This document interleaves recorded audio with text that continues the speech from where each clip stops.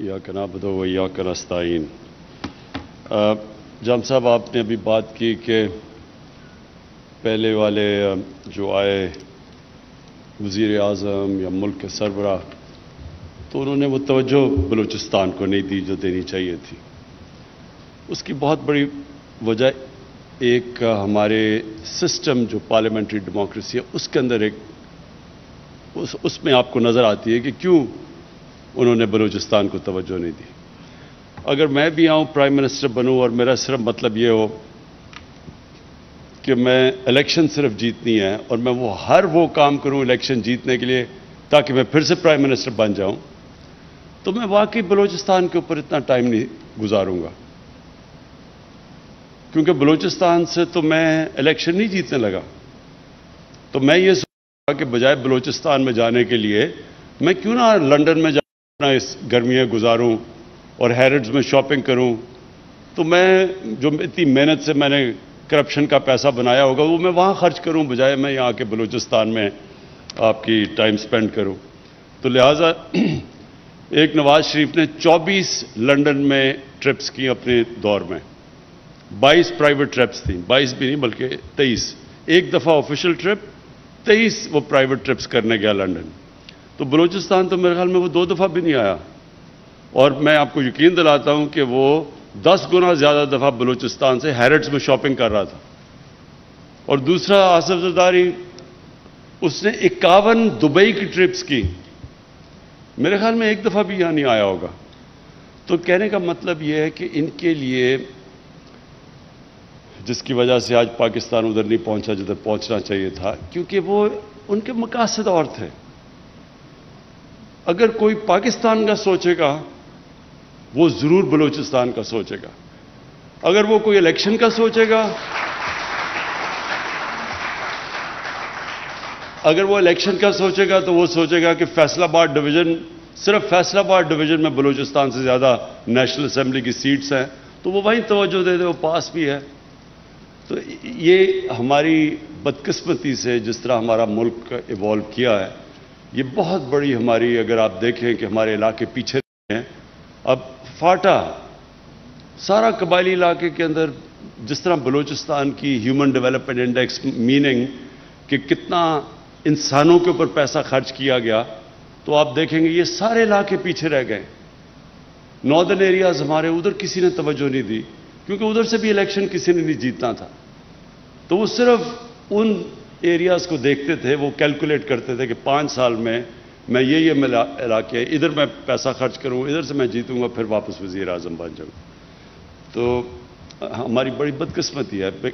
लेकिन ये रियलाइज़ नहीं करते कि अगर वो सारे पाकिस्तान के ऊपर तवज्जो देते तो वो शायद अभी भी वज़ीर आज़म बने रहते, क्योंकि मुल्क सारा इकट्ठा मुल्क उठता है। ये नहीं होता कि एक छोटा सा इलाका उठ जाए और बाकी मुल्क पीछे रह जाए। मुल्क, कौमें तरक्की इस तरह करती हैं कि वो हर कौम, मसलन बलूचिस्तान में कोई एडवांटेज है, यहाँ के आपकी मदनियात सबसे ज़्यादा हैं। पंजाब में गंदम है, वो ब्रेड बास्केट है। कराची, सिंध जो है, कराची हमारा फाइनेंशियल कैपिटल है।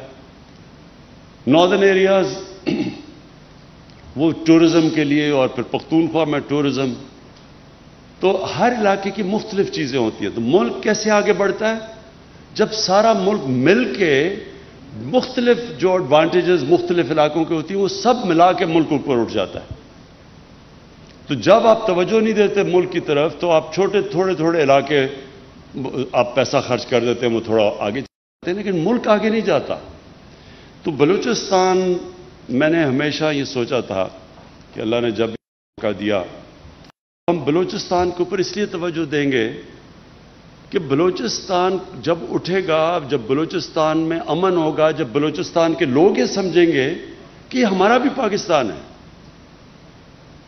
ये पाकिस्तान, इसके लिए हमें भी लड़ मरना चाहिए, क्योंकि ये पाकिस्तान हमारा भी सोचता है, हमारी बुनियादी ज़रूरियात का ये पाकिस्तान सोचता है, हमारी मुश्किलों का ये सोचता है। तो तब बलूचिस्तान के लोगों को कभी फिक्र नहीं हमें होनी चाहिए थी कि इंसर्जेंट्स आ गए हैं या ये जो तहरीक में लगे हुए हैं। میں ویسے سوچ رہا ہوں ان سے بھی بات کرنے کا کہ یہ ہو سکتا ہے کہ ان کو پرانے زمانے میں رنجے ہوں اور استعمال بھی ہوں دوسرے ملکوں سے، ہندوستان ان کو استعمال کرے انتشار پھیلانے کے لیے، لیکن اب تو وہ نہیں ہے حالات۔ کبھی بھی بلوچستان کی تاریخ میں ایک فیڈرل گورنمنٹ جو کہ بڑے مشکل معاشی حالات سے نکل رہی تھی، اور ابھی بھی اللہ کا شکر ہے ہمارے حالات ابھی بہتر ہیں، لیکن وہ حالات نہیں کہ ہم اتنا زیادہ بلوچستان کو پیسہ دے سکیں federal P S D P سے، جبکہ اتنی زیادہ ہمارے اوپر پنجاب میں، اور پنجاب کے لوگ سب سے بڑا صوبہ ہے، وہاں سے بڑی ڈیمانڈز ہیں، سارے پاکستان سے ڈیمانڈز ہیں، لیکن سب سے زیادہ پیکیج ہم نے بلوچستان کو اس لیے دیا کہ ہمارا خیال ہے کہ بلوچستان کے لوگوں سے واقعی انصاف نہیں ہوا، وہ پیچھے رہ گئے، اور بلوچستان سے سینٹر نے بھی انصاف نہیں کیا، اور بلوچستان کے اپنے سیاستدانوں نے بھی اس سے انصاف نہیں کیا۔ جو پیسہ آتا بھی تھا میرے خیال میں وہ بھی صحیح طرح نہیں لگا، اور وہ لوگوں نے اپنی ذات کے اوپر وہ پیسہ خرچ کیا ہوگا، لیکن بلوچستان کے لوگوں کے لیے جو پیسہ جانا چاہیے تھا، اس لیے وہ جو سارا ایک احساس محرومی پھیلنی شروع ہوگی بلوچستان میں، یہ کبھی نہ پھیلتی اگر بلوچستان کے لوگ بھی جو اپنے پولیٹیشنز تھے وہ بھی اپنا صحیح معنی میں اندر جو بھی پیسہ ملتا تھا وہ صحیح معنی میں خرچ کرتے۔ تو میں صرف آپ کو یہ بتانا چاہتا ہوں کہ ایک تو ہم نے سب سے بڑا اپنا پیکیج دیا فیڈرل گورنمنٹ نے بلوچستان کو، لیکن میں صرف یہ گوادر کے لیے جو ہم نے کوشش کی اب تک، اور یہ ابھی شروعات ہے، انشاءاللہ یہ بڑھتی جائیں گی۔ ایک تو ہم ڈی سیلینیشن پلانٹ کے اوپر پوری اب کوشش کر رہے ہیں کہ جلدی سے جلدی ایک لگے، چائنیز کے ساتھ مل کے بھی۔ ایک 300 بیڈ کا ٹیچنگ ہاسپٹل بن رہا ہے۔ یہ ٹیچنگ ہاسپٹل زیادہ ضروری ہوتا ہے، اس سے پھر آپ کے ڈاکٹرز بھی ٹرین ہوتے ہیں یہاں، آپ کی نرسز بھی ٹرین ہوتی ہیں، تو یہی نہیں کہ ہاسپٹل علاج کرتا ہے، وہ ٹرین بھی کرتا رہتا ہے۔ اس کے بعد پھر جو جام صاحب نے بھی بات کی کہ یہ جو باہر سے بڑے بڑے ٹرالرز آتے ہیں اور ہمارے صدیوں سے یہاں لوگ، ان کی صرف روزگار ہی ہے کہ سمندر میں مچھلیاں پکڑیں، اور یہ بڑے بڑے ٹرالرز آتے ہیں اور وہ آہستہ آہستہ جو ان کا روزگار ہے وہ دیکھتے ہیں کہ کم ہوتی جاتی ہیں مچھلیاں۔ تو ہم نے اب پوری طرح یہ جو بڑے بڑے فورن ٹرالرز آتے ہیں ان کے اوپر ہم نے پورا بین لگا دیا، اور وہ جو چائنیز ٹرالر کی میں بات کر رہا ہوں کہ کوئی چائنیز گورنمنٹ ہمارے بڑے اچھے تعلقات ہیں، ان کو کوئی اس چیز میں برا نہیں ہوگا کہ کوئی اللیگل غیر قانونی طور کے اوپر یہاں فشنگ کرے، ان کو کوئی نہیں ہوگا۔ ہم پاکستانی کوئی چیز چائنا میں اللیگل کرے تو چائنیز اس کو سزا دیتے ہیں، اور ہاں کہیں بھی دنیا میں کوئی کرے جو بھی قانون توڑتا ہے اس کو سزا ملنی چاہیے، تو اس کا ان کو کوئی اعتراض اس کا نہیں ہونا چاہیے۔ لیکن یہ میں آپ کو شور کر دیتا ہوں کہ اپنے یہ جو محنت کش لوگ جو بڑی مشکلوں سے اپنی روزی کماتے ہیں، ہم آپ کو پوری طرح پروٹیکشن دیں گے۔ ایک ہم نے قرضے دیے ہیں کامیاب جوان میں، ہم نے 10 ارب روپے کے قرضے کامیاب جوان پروگرام میں اور میری ٹائم جو ہماری منسٹری ہے انہوں نے مل کے پروگرام بنایا ہوا ہے کہ مچھلیوں پکڑنے والوں کی جو ان کی کشتی ہیں ان کو اپ گریڈ کرنا، ان کا جو بھی یہ استعمال کرتے ہیں مچھلی پکڑنے کے لیے ان ساری چیزوں کو اپ گریڈ کرنا۔ تو اس میں سے اب تک ہم نے 10 ارب روپیہ ہم نے ایلوکیٹ کیا تھا، اس میں سے 5 ارب روپیہ ہم خرچ کر چکے ہیں کہ مچھلیاں پکڑنے والوں کے لیے قرضے دے چکے ہیں۔ پھر ہم نے فیصلہ کیا تھا کہ ہم لو کاسٹ ہاؤسنگ یعنی ہم سستے قرضوں کے اوپر لوگوں کو دیں گے تاکہ لوگ گھر بنا سکیں۔ تو ہم نے اپلیکینٹس مانگے ہیں، 4000 گوادر سے ہمارے پاس اپلیکیشنز آئی ہیں، اس میں سے ہم نے اب 200 زمین کی نشاندہی کی ہے، جس میں سے 2500 گھر ہم انشاءاللہ بنانا شروع کرنے لگے ہیں۔ سو یہ لو کاسٹ ہاؤسنگ ہے۔ پھر ہم نے اسکالرشپس کا پروگرام رکھا ہے کہ یہاں کے لوگوں کے لیے ہم اسکالرشپس دیں، یہ احساس پروگرام کے نیچے جو ہمارا بہت بڑا احساس کا پروگرام ہے، اس میں اب تک ہم نے جو ہمارے پروگرام میں جو ہم نے آئیڈینٹیفائی کیے ہیں وہ 4698 نوجوان ہیں جن کو ہم احساس کی اسکالرشپس دے رہے ہیں. اور پھر ہماری یہ کوشش ہے کہ جو کمیونیکیشن، دیکھیں سب سے بڑا مسئلہ یہ بلوچستان کا ہے، کمیونیکیشن اتنا بڑا علاقہ ہے، آبادی پھیلی ہوئی ہے یہاں، ان کو پہنچنے کے لیے کنیکٹیوٹی کا بڑا ایشو ہے.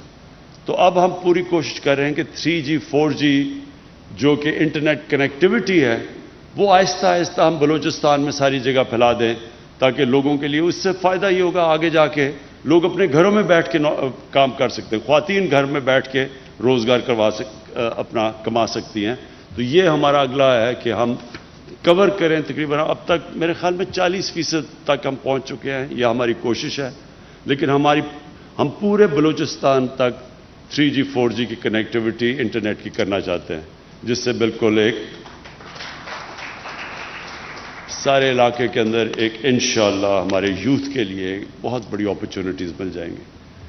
میں آخر میں آپ سب کو ایک چیز پھر سے اس چیز کا احساس دلوانا چاہتا ہوں کہ ہماری گورنمنٹ ہر سال ہمارا انشاءاللہ ہماری اکانومی جیسے جیسے اٹھ رہی ہے، ہماری آمدنی جیسے جیسے بڑھ رہی ہے، ہم بلوچستان کے لیے، میں جام صاحب آپ کو بھی اشور کرتا ہوں کہ ہم بلوچستان کے لیے ہر سال اپنی کنٹریبیوشن بڑھاتے جائیں گے.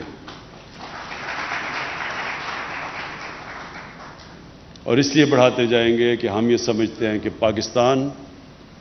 پاکستان کے لیے یہ ضروری ہے کہ بلوچستان سے جو احساس محرومی ہے، جو پیچھے رہ گئی ہے، جو باقی ملک آگے چلا گیا اور جو بلوچستان پیچھے رہ گیا ہے، انشاءاللہ ہم پورا زور لگائیں گے، ہم بھی آپ کے لیے کریں گے.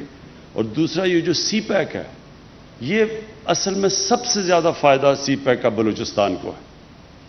آپ دیکھتے رہیں گے کہ جیسے جیسے یہاں ڈیولپمنٹ ہوتی جائے گی، جیسے جیسے یہاں انویسٹمنٹ ہوتی جائے گی، انڈسٹری آئے گی یہاں، تو سب سے زیادہ فائدہ بلوچستان کے لوگوں کو ہوگا. اور خاص طور پہ گوادر کے لوگ بڑے خوش قسمت ہیں، کیونکہ آپ کا بالکل یہ علاقہ بدل جائے گا.